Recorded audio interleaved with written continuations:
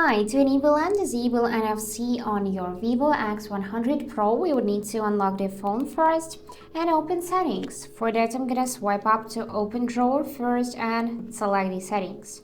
So here, just choose this Bluetooth and devices tab, and now you can see NFC feature.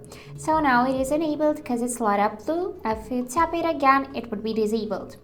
NFC is for contactless payments. You can just hold your phone near your reader to make a payment, and also allow data exchange when the phone touches another NFC device.